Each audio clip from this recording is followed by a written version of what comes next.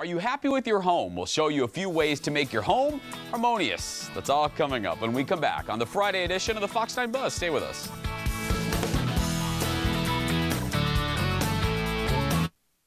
Well, it's a place where we spend the most time, so obviously we want our home to be a happy place. But are you happy with your home? Is your home happy with you?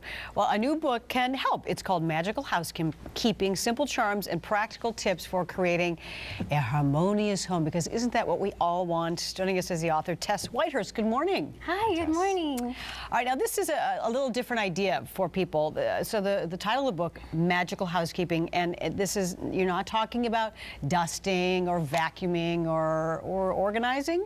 Well, I do talk about that, but basically what the concept is that when you love where you live and when you interact with your home in a conscious way, every aspect of your life works better. And when you bring a level of consciousness to even the most mundane tasks, your life becomes filled with delight and joy.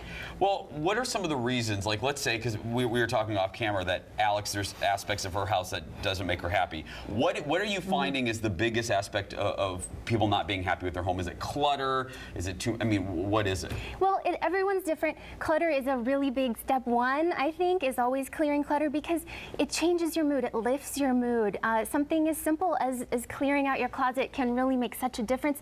And psychologically, it's aligned with things like forgiveness, like living your joy, being free. So really lightening up on the physical plane helps you lighten up on the emotional plane as well. But as far as loving your house, also there's just the aspect of just choosing to love where you are now, you know, because sometimes it's like maybe it's not our dream house yet, but even though it's not our dream house, we want to be where we are. We want to be grounded with it. We want to say, you know what, this is where I am now, and how can I love it?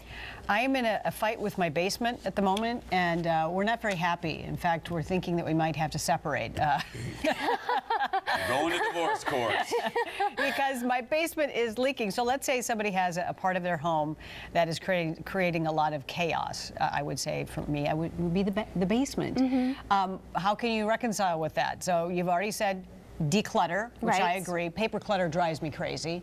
But in this case, when you've got a big project or a lot of problems for one area home, how do you deal with it? Well, you know, it depends. With the basement, that sounds like something you have to deal with if it's flooded. You know, you have to kind of work with it, but it's always mirrored. Something is always mirroring on the internal plane. So there is just the surface aspect of, okay, now we have this hassle to deal with, and it will be easier for me when I don't have that hassle. But then there's also that something will heal in your life when you change that. It might be because it has to do with water, it might have to do with your emotions somehow. And because it's the basement, it might have to do with your subconscious. Well, and in the book, Magical Housekeeping, see, Alex? It's your subconscious. It's the aquifer, okay? It's the water table, if we really want to be honest. But, Tess, in the book, one of the tips that caught me was lighting. We know lighting is important here because if we get bad lighting, we look like the crypt keeper. So, but it's important at home, too. It is, and you know, this is something that we know when it comes to dates, when it comes to when I'm going to propose, you know? If you don't like the date, you lower the lights. No, that's not what I mean. See you. No, I'm just joking. What I mean is, you know, that the ambiance of the restaurant that you choose, it's much more romantic to be in low lighting than it is to be in McDonald's. So, so in our homes, it's so interesting. If we want to create the space for a romantic life, if we want to even feel beautiful, you know, I feel like I want to make my lighting so that anywhere I look in the mirror, I'm struck by my beauty, you know, by the lighting. So yeah, so being conscious, and then also, it doesn't have to be super bright.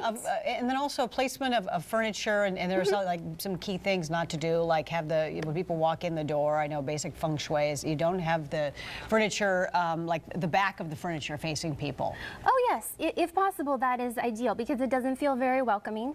That's one thing. It's like, you know, putting your back to somebody. Yeah, it doesn't. You want to feel like the room's drawing you in, you know. But then there's also that when you're sitting in a place where your back is to the door, you feel disempowered. You know, you could never imagine the president deciding he was going to turn his desk so he was facing the wall because he's in the power spot. You open the door, there's all that space, and he sees you right away. You know, so we want to have spots like that in our home where we sit a lot. We want them to be power spots. I want a power spot in my house.